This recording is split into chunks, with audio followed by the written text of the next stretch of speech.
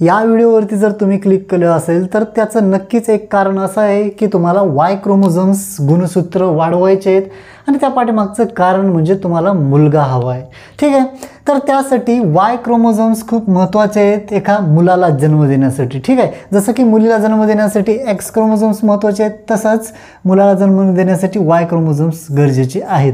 पण हे नेमकं वाय क्रोमोझोम्स वाढवले जाऊ शकतात का? तर वाढवले जाऊ शकतात. तर कसे वाढवले जाऊ शकतात आणि त्यासाठी काय केलं पाहिजे, हे अशा बऱ्याच कमेंट्स मला आपल्या व्हिडिओजच्या माध्यमातून वाचायला मिळतात. पण प्रत्येकाला मी सेपरेटली कमेंट्सच्या माध्यमातून, रिप्लायजच्या माध्यमातून मी त्या ठिकाणी सांगू शकत नाही. त्यासाठी एक डेडिकेटेड सेपरेट व्हिडिओ बनवला आहे आज, आणि या माध्यमातून मी तुम्हाला सांगणार आहे की नेमकं वाय क्रोमोझोम्स कशा पद्धतीने वाढवले जाऊ शकतात आणि किती % चान्सेस आहेत त्या ठिकाणी मुलगा होण्याचे. ठीक आहे, किंवा हे या पाठीमागे काही विज्ञान आहे का किंवा नाही, ह्या सगळ्या गोष्टीचा अभ्यास आपण या ठिकाणी करणार. तर बघा, एका स्टडीनुसार, एका रिसर्चनुसार असं बघण्यात आलेलं आहे की वाय क्रोमोझोम्स एका विशिष्ट पातळीपर्यंत वाढवले जाऊ शकतात. पण ते कशा पद्धतीने वाढवले जाऊ शकतात ते आपण या ठिकाणी बघूया. तर चला, पहिला पॉईंट. आता हे जे मी सांगतोय ह्या सगळ्या गोष्टी मी सांगत आहे पुरुषांसाठी. ठीक आहे, ह्या सगळ्या गोष्टी बघायच्यात पुरुषांनी, किंवा ह्या सगळ्या गोष्टी पुरुषांनी फॉलो करायचे. ठीक आहे, महिलांसाठी यामध्ये अधिक रोल नाही आहे. ठीक आहे, कारण शुक्राणू जे क्रोमोझोम्स घेऊन चालतात, वाय क्रोमोझोम्स महत्त्वाचं आहे आणि यामध्ये पुरुषांचा महत्त्वाचा रोल आहे. ठीक आहे, तर स्त्रियांचा पण महत्त्वाचा रोल आहे. ते एक पॉईंट मी सेपरेटली शेवटी सांगणार आहे तुम्हाला प्लस पॉईंट म्हणून. पण ह्या सगळ्या गोष्टी पुरुषांनी बघायचे. तर पहा, एका स्टडीमध्ये असं लक्षात आलेलं आहे किंवा अशा गोष्टी सिद्ध झालेल्या आहेत की डाएटचा रोल यामध्ये थोडाफार आहे. ठीक आहे, तर डाएटचा रोल कशा पद्धतीने पहा, कारण जे अन्नपदार्थ तुम्ही खायलात अशा प्रकारचे अन्नपदार्थ खायचे आहेत ज्या अन्नपदार्थांमध्ये सोडियम आणि पोटॅशियमचा लेवल अधिक असणार आहे. ठीक आहे, सोडियम आणि पोटॅशियमचा लेवल अधिक असला पाहिजे अशा प्रकारचे अन्नपदार्थ. मग काय असतं सोडियम म्हणजे, जसं की तुम्हाला माहिती आहे सोडियम कशाला म्हणतो, ज्यालाच आपण सॉल्ट म्हणतो, म्हणजे सॉल्टी फूड्स आपल्याला खायचे आहेत. ठीक आहे, मिठाचं प्रमाण त्या ठिकाणी असलं पाहिजे. पण एक लक्षात घ्या, एका विशिष्ट पातळीपर्यंत, म्हणजे वाय क्रोमोझोम्स वाढवायचं तर म्हणजे किती मीठ खायचं असं नाही आहे, त्याचे वाईट दुष्परिणामसुद्धा होऊ शकतात. ठीक आहे, त्यासोबतच एक लिमिट दुसऱ्या गोष्टीला नाही, ते म्हणजे पोटॅशियम. आता पोटॅशियमचा कोणता सोर्स आहे? पोटॅशियम जर वाढवायचं असेल तर त्यामध्ये काय खाल्लं पाहिजे? तर एक सोपा आणि साधं फळ आहे ज्यालाच आपण केळी म्हणतो, म्हणजेच बनानाज. तुम्हाला या ठिकाणी जर पोटॅशियमचा लेवल जर वाढवायचा असेल तर केळीसारखा एक दुसरा चांगला सोर्स नाही आहे तुमच्या पोटॅशियमचा लेवल वाढवण्यासाठी. ठीक आहे, तर ह्या दोन गोष्टी महत्त्वाच्या आहेत तुम्हाला वाय गुणसूत्र असणाऱ्या शुक्राणूंची हेल्थ चांगली वाढवण्यासाठी किंवा त्यांचे आरोग्य किंवा त्यांची संख्या वाढवण्यासाठी. ठीक आहे, पहिला पॉईंट क्लिअर झाला, म्हणजे मिठाचं प्रमाण आणि पोटॅशियम म्हणजे बनानाज म्हणजे केळीचं प्रमाण तुमच्या रोजच्या खाद्यपदार्थांमध्ये डेली 1-2 केळी खाणं गरजेचं आहे. फक्त वाय क्रोमोझोम्ससाठीच नाही आहे, तर तुमच्या वीर्याचा क्वालिटी दर्जा वाढवण्यासाठी सुद्धा महत्त्वाचं आहे, शुक्राणूंची संख्या वाढवण्यासाठी सुद्धा. जवळपास सगळ्याच गोष्टींमध्ये तुम्हाला केळी चांगला रोल त्या ठिकाणी निभावताना आपल्याला पाहायला मिळतात. त्यानंतर हे झाला डाएटचा रोल. आता सप्लिमेंट्स काय घेऊ शकता तुम्ही? फक्त एका गोष्टीवर फोकस करायचं नाही, ओव्हरऑल सगळ्या गोष्टी मी तुम्हाला सांगणार आहे. तर सप्लिमेंटमध्ये तुम्हाला व्हिटॅमिन ई, व्हिटॅमिन सी आणि झिंक ह्या गोष्टी, म्हणजेच मल्टीव्हिटॅमिन्स तुम्ही घेऊ शकता डॉक्टरांच्या सल्ल्याने. ठीक आहे, मल्टीव्हिटॅमिन्समध्ये व्हिटॅमिन ई आणि व्हिटॅमिन सी हे तुमच्या स्पर्म्सच्या हेल्थसाठी खूप महत्त्वाचे आहेत. त्यासोबतच झिंकचा लेवलसुद्धा त्यामध्ये समावेश त्या विटॅमिन्समध्ये असणं गरजेचं आहे. ठीक आहे, विटॅमिन्स आणि अशा प्रकारचे विटॅमिन मिनरल्सचा रोल तुम्हाला त्या ठिकाणी महत्त्वाचा आहे. तर हे झालं सप्लिमेंट्स. डाईट समजलं, सप्लिमेंट समजलं.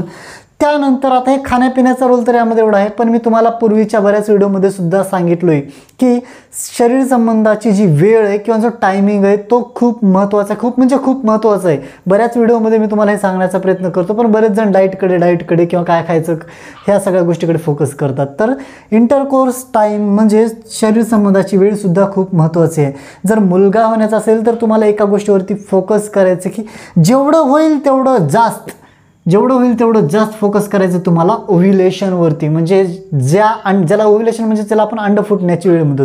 अंड फुटण्याच्या टाईमच्या जेवढं जवळ तुम्ही संबंध बनवचाल एक्झॅक्टली, म्हणजे त्यासाठी तुम्हाला समजलं पाहिजे की ओव्ह्युलेशन कधी होणार आहे. आणि ओव्ह्युलेशन शोधण्याच्या बऱ्याच गोष्टींवरती फोकस करून मी व्हिडिओज बरेच आपल्या चॅनलवरती ऑलरेडी आहेत. ठीक आहे, त्यानंतर ह्या ओव्ह्युलेशनच्या जेवढं शक्य होईल तेवढं जवळ, म्हणजे त्याच दिवशी किंवा त्याच्या क्लोज जेवढं शरीर संबंध बनले जातील तेवढेच अधिक चान्सेस आहेत मुलगा होण्याचे. त्याचं महत्त्वाचं कारण म्हणजे वाय क्रोमोझोम्सची स्पीड अधिक असते आणि ओव्ह्युलेशनच्या जवळजवळ जर समज झाले असतील तर ते लवकर त्या ठिकाणी काय करू शकतात, फिमेल एगला, फिमेल गॅमेटला या ठिकाणी तुम्हाला जर पाहायचं म्हटलं तर हे स्पर्म्स काय करू शकतात, लवकर फर्टिलाइज करतात आणि वाय क्रोमोझोमची स्पीड अधिक असल्याने हे फर्टिलाइज झाल्यानंतर ह्याच्यामधून जन्माला येणारं जे काय मुलबाळ असेल त्याचं जेंडर मेल असणार आहे. ठीक आहे, तर ह्या गोष्टी मी तुम्हाला बऱ्याच व्हिडिओजमधून मी तुम्हाला समजावून सांगण्याचा प्रयत्न केलेला आहे. आता यानंतर लास्ट बट नॉट लिस्ट, ठीक आहे, तर सर्वात महत्त्वाचा पॉईंट म्हणजे प्रिकॉशन्स. काय काळजी घ्यायची, त्या पुरुषाने काय काळजी घ्यायची आहे जेणेकरून त्याला मुलगा होण्याचे चान्सेस अधिक प्रमाणामध्ये वाढतील. तर कोणतंही मुलबाळ होण्यासाठी सगळ्यात महत्त्वाची गोष्ट म्हणजे तुम्हाला काय अवॉइड करायचं आहे, हॉट बाथ अवॉइड करायचे. हॉट बाथ म्हणजे बऱ्याच ठिकाणी जे तुम्ही आंघोळ करता, तर बाथमध्ये जर तुम्ही आंघोळ करत असाल तर त्या ठिकाणी तुम्हाला गरम पाण्याचा वापर खूप कमी प्रमाणामध्ये करायचे, नाहीच्या बरोबर गरम पाण्याचा. म्हणजे तुमच्या अंडाशयाला गरम पाणी म्हणजे तुमच्या अंडाशयाचं टेम्परेचर वाढलं नाही पाहिजे, हीट नाही झालं पाहिजे. ते तुमच्या वाय क्रोमोझोम असेल किंवा एक्स असेल दोन्हीसाठी घातक आहे, शुक्राणूंसाठी घातक आहे.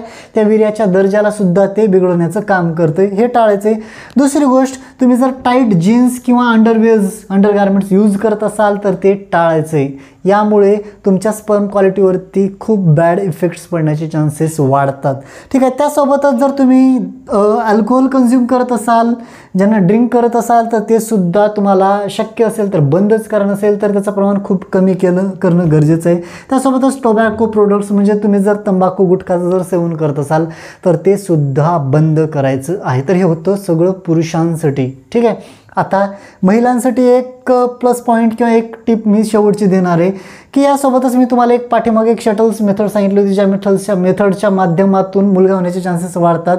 तर यासाठी यासोबतच एक महत्त्वाची गोष्ट स्त्रियांसाठी, स्त्रियांनी त्यांच्या खाद्यपदार्थांमध्ये हिरव्या भाज्या आणि फळांचा समावेश, फ्रूट्स अँड व्हेजिटेबल्सचा अधिक प्रमाणामध्ये समावेश करायचा आहे. याचं कारण काय, आता हे फळांनी आणि ह्या फळभाज्यांनी काय होणार आहे, तर स्त्रीच्या योनिमार्गांमधून हे जे शुक्राणू ज्यावेळेस आतमध्ये प्रवेश करतात तर तिथलं जे pH लेवल असणार आहे, तिथला जो pH लेवल जो असणार आहे तो pH लेवल आपल्याला या माध्यमातून एक ज्या वाय शुक्राणूंसाठी जसा हवा आहे तसा त्या ठिकाणी होण्यास मदत होते. म्हणजेच अल्कलाईन pH लेवल होण्यासाठी त्या ठिकाणी मदत होते.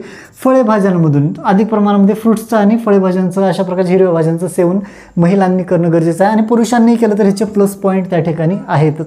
ठीक आहे, तर तुम्हाला समजलंच असेल की वाय शुक्राणू म्हणजेच वाय क्रोमोझोम्स म्हणजेच वाय गुणसूत्रांची वाढ करण्यासाठी किंवा त्यांची संख्या वाढवण्यासाठी काय केलं पाहिजे.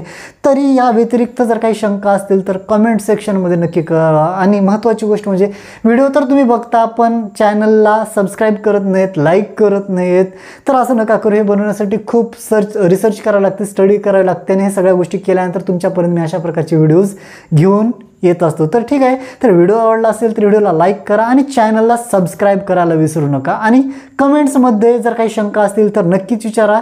लवकरात लवकर मी तुम्हाला त्याचा रिप्लाय करण्याचा प्रयत्न करेल. धन्यवाद.